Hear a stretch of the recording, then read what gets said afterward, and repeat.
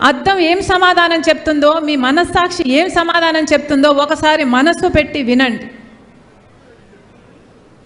ఆఖరికి ఇంతగా దిగజారిపోతారు అని ఎవరు ఊహించలేదు.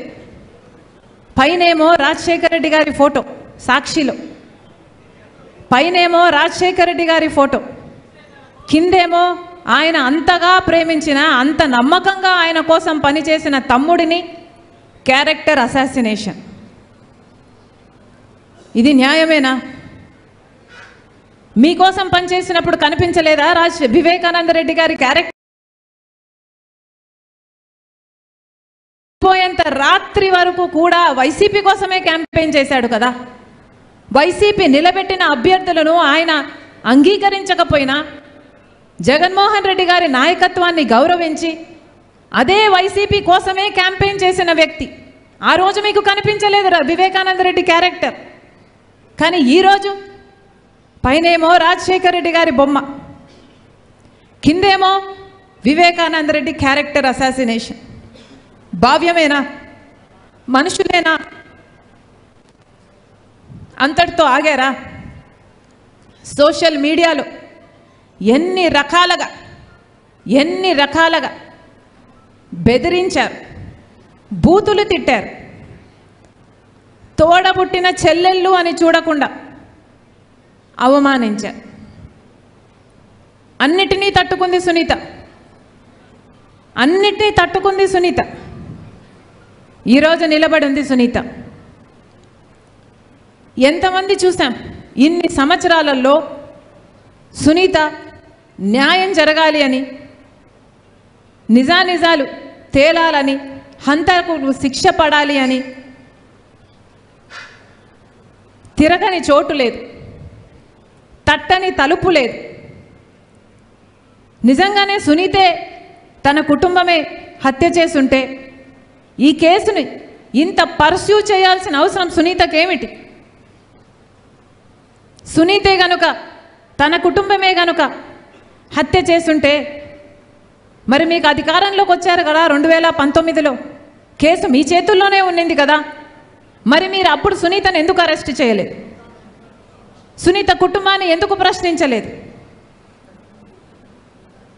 ఎందుకంటే దోషులెవరో నిర్దోషులెవరో మీకు తెలుసు కాబట్టి, మీ మనస్సాక్షికి తెలుసు కాబట్టి.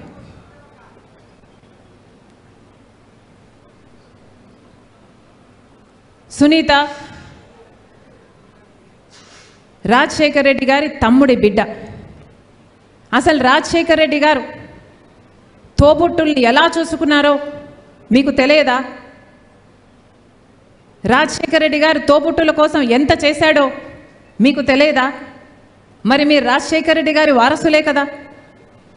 రాజశేఖర రెడ్డి గారు తన తోబుట్టులకు ఒక అండగా, ఒక కొండగా నిలబడలేదా? మరి జగనన్న గారు ఏం చేస్తున్నారు? సునీత సామాన్యమైన సునీత కాదు, డాక్టర్ సునీత. డాక్టర్ సునీత. సునీత ఒక డాక్టర్గా తనకంటూ ఒక స్థానం సంపాదించుకుంది. ఒక డాక్టర్గా తన హస్తవాసి అయితే ఏమి, తన పరిజ్ఞానం వల్ల అయితేనేమి, జాతీయ అంతర్జాతీయ స్థాయిలో తనకంటూ ఒక పేరు సంపాదించుకుంది. కానీ గత 5 సంవత్సరాలుగా సునీతను చూసిన ప్రతిసారి నాకు అవేవీ గుర్తురావు.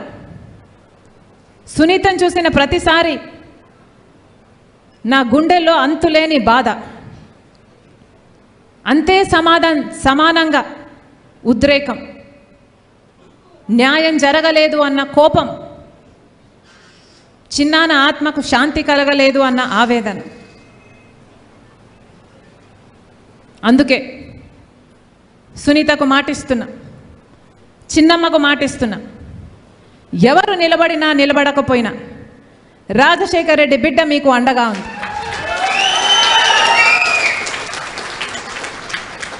సునీత చేస్తున్న ఈ పోరాటంలో సునీతకు నేను బలమైతా.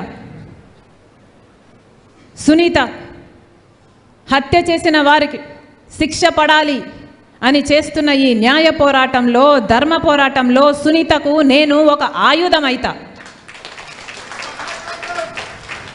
ఈ మట్టి మీద పుట్టా, ఇదే మట్టి మీద పుట్టా, ఈ గడ్డ సాక్షిగా మాటిస్తున్నా. ఎవరు నిలబడినా ఎవరు నిలబడకపోయినా సునీత పక్షాన రాజశేఖర్ రెడ్డి బిడ్డ నిలబడి ఉంది. ఇది రాజకీయాల కోసం చేస్తున్నది కాదు, అధికారం కోసం చేస్తున్నది కాదు, వారసత్వం కోసం చేస్తున్నది కాదు, ఆస్తి కోసం చేస్తున్నది అంతకంటే కాదు.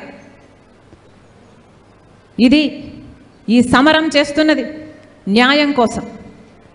తండ్రి చావు కోసం కొట్లాడుతున్న, న్యాయం జరగాలి అని కొట్లాడుతున్న ఒక బిడ్డ కోసం, భర్తను క్రూరాతి క్రూరంగా కోల్పోయిన ఒక విధవరాలి కోసం, చిన్నాన ఆత్మశాంతి కోసం చేస్తున్నాను. అందుకే ప్రజలందరికీ పిలుపునిస్తున్నాం. ఒక పులివెందుల ప్రజలే కాదు, ఒక కడప జిల్లా ప్రజలే కాదు, యావత్ తెలుగు ప్రజలందరూ, ఆంధ్ర రాష్ట్ర ప్రజలందరూ, తెలుగు ప్రజలందరూ ఒక నిర్ణయం తీసుకోవాలి. న్యాయం పక్షాన నిలబడాలి అని ఒక నిర్ణయం తీసుకోవాలి. నిజం పక్కన నిలబడాలి అని ఒక నిర్ణయం తీసుకోవాలి. న్యాయం గెలవాలి, ధర్మం గెలవాలి, హత్య రాజకీయాలను చీకొట్టాలి, హంతకులను కాపాడుతున్న వాళ్ళకు కూడా ఒక గుణపాఠం కావాలి, నిజం గెలవాలి.